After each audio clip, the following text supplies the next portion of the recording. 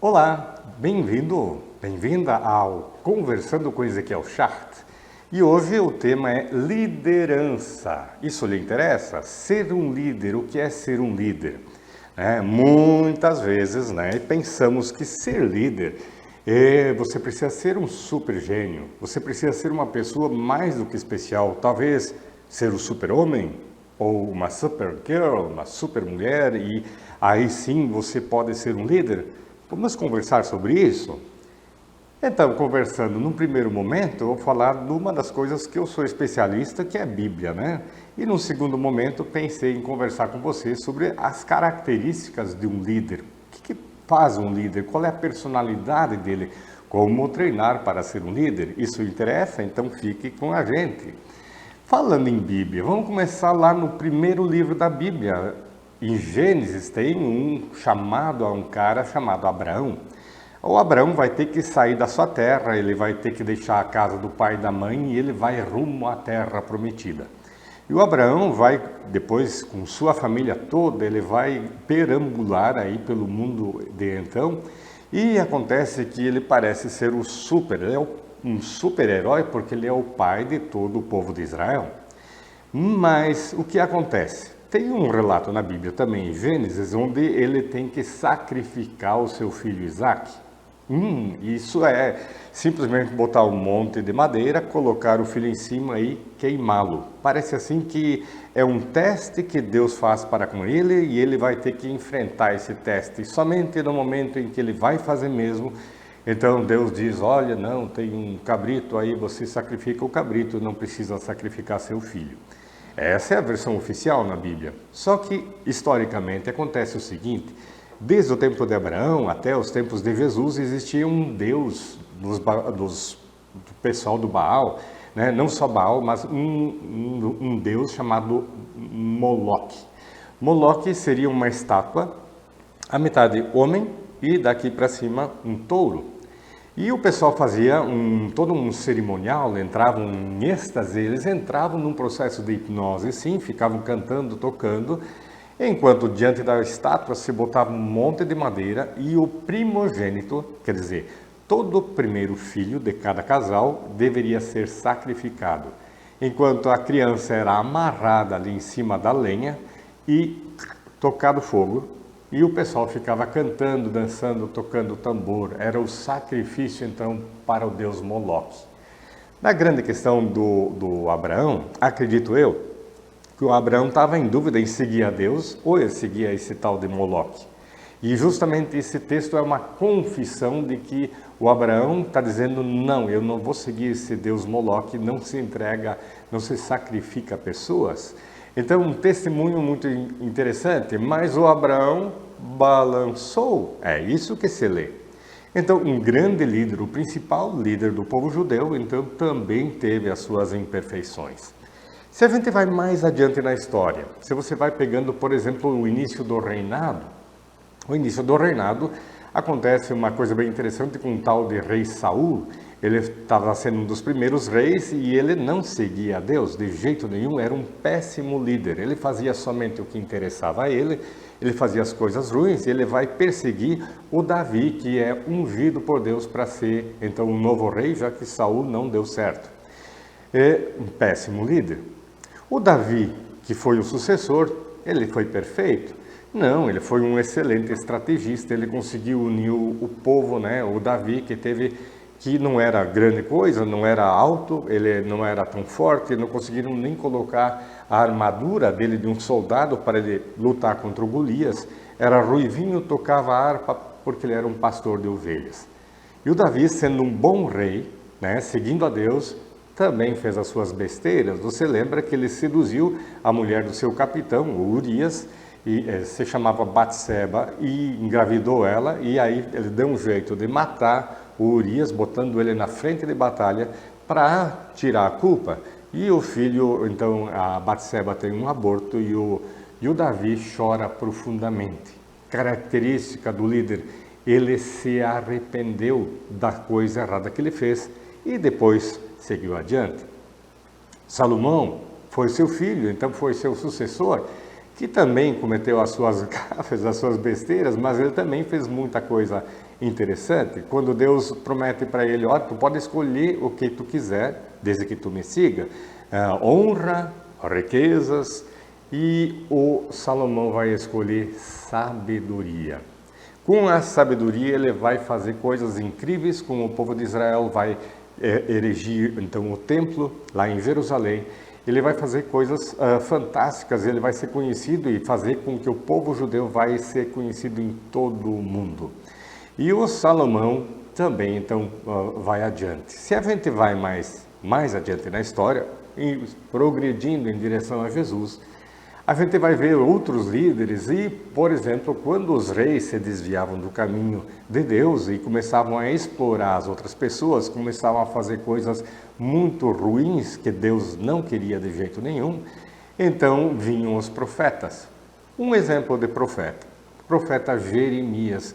O profeta Jeremias é um profeta chorão, ele diz, mas eu não sei falar, eu não sei fazer as coisas, eu não tenho como chegar, não tem jeito nenhum. E Deus diz para ele, olha, lá no ventre da tua mãe, eu te chamei pelo teu nome, tu é meu. E não te preocupa, Deus toca no lábio dele e tu vai falar aquilo que eu disser. Então, de um profeta todo chorão, um profeta que não se vê, que a autoestima dele pelo jeito não está lá grande coisa, ele vai ser um profeta que vai organizar toda a questão e organizar para que o povo volte para o caminho de Deus. Então, estão vendo? Também na Bíblia há grandes líderes e nenhum deles é tão super-herói. Todos eles têm falhas, todos eles têm problemas com as suas personalidades, eles têm problemas de exatamente querer o que é certo. Vamos falar de mais um líder, talvez o maior líder que já houve, ou o maior líder que já houve é Jesus Cristo. Gosto muito das canções do Padre Zezinho, quando ele fala de Jesus, porque ele coloca que Jesus olha para as pessoas com compaixão. Ele não olha com pena para as pessoas que estão sofrendo no seu tempo, ele olha simplesmente para as pessoas e ele tem um coração tão grande porque ele sabe o que as pessoas precisam. E ele não vai só dizer, tu está curado da tua enfermidade, mas ele diz, vá, teus pecados estão perdoados, ou a tua fé te salvou. E Jesus retoma a dignidade para a pessoa. Ele consegue olhar, quando ele olha para Madalena, para as prostitutas, para aquele povo ralado mesmo, ele olha e dá dignidade de novo, faz de pessoas pecadoras, pessoas desviadas, ele faz grandes líderes que vão adiante. Mas Jesus, filho de Deus, então ele era perfeito, sendo filho de Deus não tinha problema nenhum. Ele sendo filho de Deus não teria como, seria muito fácil para ele. É mesmo? Então, Jesus, tem relatos que Jesus chorou. Jesus chorou por Jerusalém porque ele viu o que ia acontecer. Jesus no Getsemane, antes do Pedro negar ele 3 vezes, antes de Judas, um dos seus discípulos, vir lá e dar um beijo nele, entregando ele para os sacerdotes lá para ele ser torturado, ele está lá orando, enquanto os seus discípulos estão dormindo, diz, orai comigo, e os caras dormem. E Jesus está lá no Getsemane, e já falei num dos outros programas sobre isso, quando eu falei daquele livro, daquela coleção de livros Operação no Cavalo de Troia, onde descreve muito bem que Jesus está num estresse tão grande, mas absolutamente tão grande, que ele sua suor de sangue. Você sabe hoje cientificamente que isso é possível se a pessoa está num extremo, mas num extremo mesmo, simplesmente ela pode entrar em colapso com o seu sistema nervoso, com o seu corpo, com sua mente, com o seu espírito, sei lá. E Jesus tem mais um lance. Quando ele está crucificado, entre 2 ladrões, está lá, ele vai dizer uma frase muito, muito importante. Eli, Eli, lema sabachthani. Deus meu, por que me desamparaste? E Jesus está num processo de tanta angústia como aquela da noite anterior, né? Depois das torturas que ele recebeu, as chicotadas carregando a cruz, nem vencendo carregar a cruz, que um outro teve que carregar. E ele está lá, então, agonizando já no final da sua vida, e ele questiona Deus: poxa vida, Deus, até tu me abandonou, até tu me abandonaste. Jesus também, sendo Filho de Deus, também o maior líder de todos os tempos, aquele com um olhar de compaixão, também ele balançou, também ele ficou num estado emocional terrível. E aí o pessoal vem com ele na cruz e querem dar com uma vara, colocam, diz a Bíblia, isopo é uma esponja, e eles colocavam uma espécie de vinagre que entorpecia, era um vinagre tão forte, que a pessoa agonizando simplesmente tomasse alguns goles, sugando na esponja, ele não ia mais sentir nada, e ele rejeita porque ele vai até o final.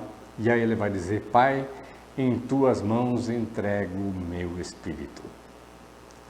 Bem, falei da Bíblia, falei então da questão de líderes, estou trazendo o tema liderança, liderança no dia de hoje. O que é ser um líder? Eu questionei no início desse bloco.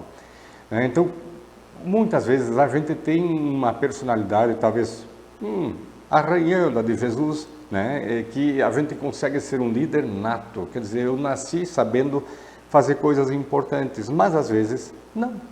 Às vezes eu preciso aprender, e muitas das lideranças que existem hoje, que estão por aqui, e talvez mesmo você, foi aprendendo aos poucos. A gente vai aprendendo a se tornar um líder. Eu, por exemplo, não tinha a questão de liderança na minha vida, mas como fui ser pastor, como é que não exercer liderança? Quer dizer, é imprescindível, não tem escolha, tu tem que ser um líder. E como é que é ser um líder, Então, uma proposta no segundo bloco é o seguinte: características de um líder.